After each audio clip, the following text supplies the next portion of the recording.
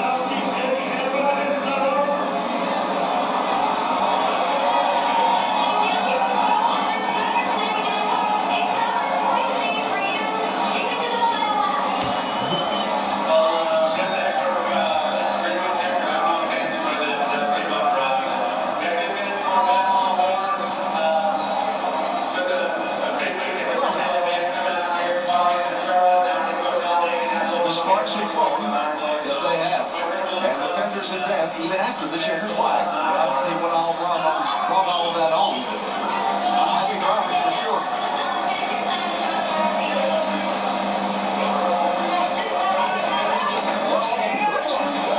That's back Kenseth.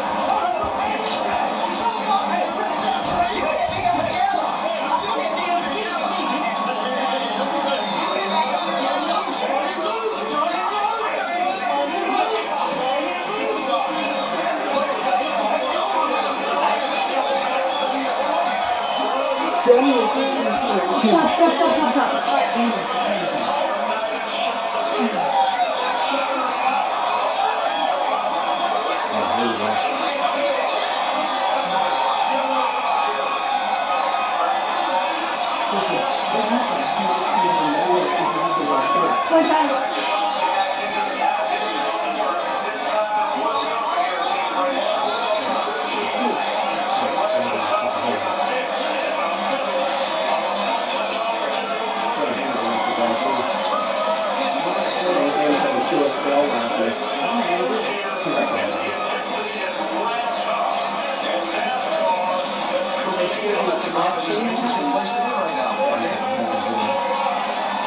What is the message you're trying to get across to Brad there? Well, I mean, besides racing, he knew I was out there. The restarts, which, I guess I should have went out there. Really the safety. I mean, he was doing something with Denny there. I don't know if he was mad at him. I had my hands off, my seatbelts off, and everything. He clockers me at like 50. So the accents and stuff we had around here, I mean, just race is over, trying to come back to pit road. He wants to come and talk about like a man, go do that, but to try to wreck somebody on the racetrack and then come down pit road with other cars and people staying around with my seatbelts off and driving aside of me is just unexcusable. There's no excuse for that. He's a champion. He's supposed to know better than that. It's just, I don't really have anything else to say. Matt, you were involved with the 63 to go restart. What was going on there? On the restart, I just rolled outside of him in the dog leg, and he knew I was there and just ran me out of the room, ran me in the wall, so I get past, which I shouldn't have went there, but there's a lot of guys who can race like that, and they know you're there, and they'll give you the room, and he's usually one of them. He didn't have purpose, just ran me in the wall because he didn't want to get past. Thanks, Matt. Full of emotions down here, maybe.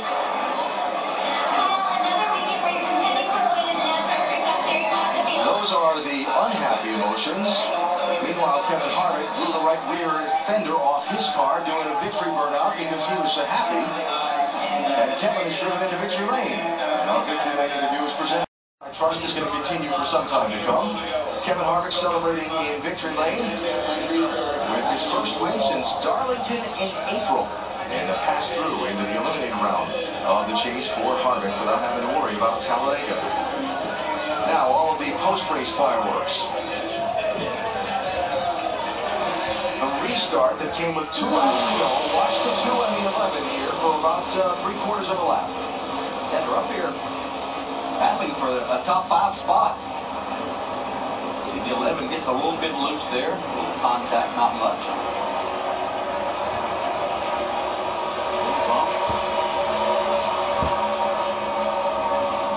And it goes forward wide for a minute.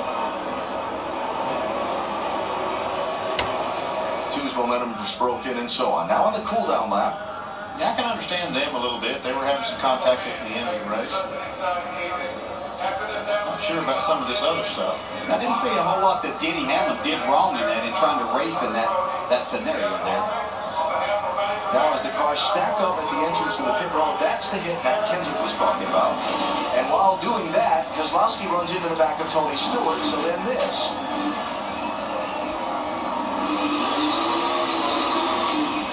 From Tony Stewart's bumper camera.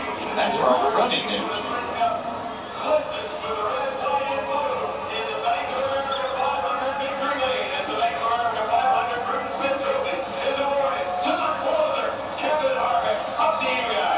So,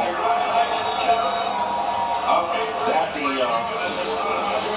on the track and on the lane portion of the program, and then of course we saw all the fireworks back in the garage, with first Denny Hamlin after Keselowski and then Matt Kenseth making the strong appearance between the hauler, and that escalating rather quickly.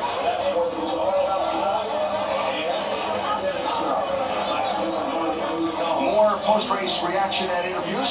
Here's Doug. Well, Dale Earnhardt Jr., Dale, a lot of challenges, a lot of issues tonight having to deal with the shifter. How would you describe this night? Not good. We had a bad vibration, and we ended up just breaking the vibration broke the shifter in half, and it just it wasn't a good night. The car wasn't handling well, and the vibration was really giving us a lot of problems. So we had it in practice, changed some modes and stuff, didn't fix it. So I don't know. Dale Earnhardt Jr. Gordon wanted tonight, but a very strong effort, second place finish, and I know you guys were digging, made a lot of changes throughout the course of the night. How do you see how it finished up? I'm really proud of that finish, really proud of that effort. You know, Kevin got out there on us after that last green flag stop, so it looked like we were going to be second. I didn't want to see another restart because every time we start on the inside, we seem to lose positions, but there at the end, in the whole race, we were just trying to tune to make it better. We got off a little bit. Lost some track position. I had some terrible restarts, but there at the end, 4 tires, good adjustments, good restarts, and we were able to get right up in the thick of it. So Kevin was tough. Yeah, I knew when he got out front it was going to be hard to beat him, but how about this drama? I mean, I'm telling you, this new format has created some serious drama. Just be thankful you're not in it, right? I'm glad I'm not in it this time, you know, and I'm really happy about this second. It doesn't make us, by any means, very comfortable going into next week, but a lot better than it could be. Yeah, nice job tonight. Jeff Gordon, second place. Jeff gaining about 10 points on the bubble tonight, and we'll see those standings in a few minutes. Everybody's talking about Talladega, and why not? An elimination race on top of that. On top of that, it's just going to be unbelievable. We're going to see driving like we've never seen before. Yeah, you think there's some emotions about it. Wait till after that one next week. Join us at the track. Talladega, then on into the eliminator round. Martinsville, Texas, Phoenix, and the championship race at Homestead. Going to be a lot of fun. NASCAR.com/tickets or the number at the bottom of the screen. More post-race still to come from here in Charlotte. Post-race fireworks tonight here in Charlotte, and we look ahead to Talladega with our championship standings now. Joey Logano and Kevin Harvick through with their wins at Kansas and here in Charlotte. And now look at the gap. Remember, there are many more points than even that 26 at stake in a race. So even Kyle Busch not safe going to Talladega, and the narrow very, very slim down through. Dale Jr. and Jimmy Johnson 26 points behind. It's not impossible, but it's a lot of work. A lot of work to do, but those 4 that you saw sitting outside of that top 8 right now all have victories at Talladega. They know they can get the job done now. Yeah, and only one of them is going to possibly get that win, and there's going to be some very good teams that are going to be done after Talladega. All right, while Kevin Harvick and company do the hat dance in victory lane, let's check downstairs with Doc. And Brad Keselowski has come out of the hall, and Brad, a lot of anger vented towards you at the end of this race. Take us to, first of all, what happened with Denny Hamlin? Well, I think first off, the Troy Gentleman Parks Ford was good today. We're probably going to have a 4th or 5th place run, and just didn't catch a break in so many different ways, but I'm really proud of running Team Penske. And then, you know, through just this whole sequence of events, you know, I think the 20 car gotten back at me on one of the restarts, just a racing deal. I wasn't mad at him, but when the last yell came out, he got the waiver on him when he came by and swung at my car and tore the whole right front off of it. And when we were restarting 5th with no right front on it, we fell all the way back to 16th and ruined our day and gave us a big chase hurt, which is unfortunate. And then for some reason after the race, the 11 stopped in front of me and tried to pick a fight, and I don't know what that was all about. And he swung and hit at my car, so I figured if we're going to play car wars under yelling after the race, I'll join too. So, you know, those guys can dish it up, but they can't take it. And I gave it back to them, and now they want to fight. So, I don't know what's up with that. What about the contact on pit road with the 20 and the 14 of Tony Stewart? Yeah, well, you know, I rubbed into 20, and I think he gassed up and ran into Tony, and I don't think Tony knew what was going on. So he's probably upset, and he has every right to be. You know, his car got tore up, but there was a whole lot of other stuff going on, and I'm sure when he sees the whole situation, he'll understand. All right, Brad Keselowski coming out to explain his side. Let's go to Dave Burns. The track and the aggression afterwards. Yeah, we were on that green-white checker. We had Brad behind us. We knew he was going to be aggressive because it's his only shot, but it's, you know, he just ran right into us and knocked us up the racetrack, and I showed him his displeasure on the pull-down lap, and I brake-checked him down the back stretch to give everyone the whole story. And then he tried to spin us out. Then we got to pit lane, and he just plowed into the 14 and the 20. 20, his belts were off, and he ran into him, and then ran into us again coming on pit road. Then he went through the garage and did burnouts, and he knocked somebody's transmission clear through somebody else's pit stall. So he was just out of control, and we're just, you know, we got to think about us here going forward. That's an important thing. But you know, NASCAR said no tolerance for stuff like that, and you got to just be a little bit more mature. But I'm proud of my FedEx Ground team. We didn't have the greatest car today, but we battled back, and we had a top 5 car there at the end, and just, you know, got knocked around on that restart. So that's unfortunate, but still overall a decent day for us. So with what NASCAR is telling you, this can't carry over. This has to stop here.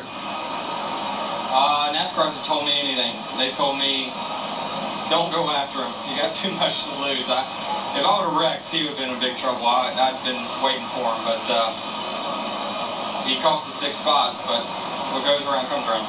Thanks, Denny. All right, well,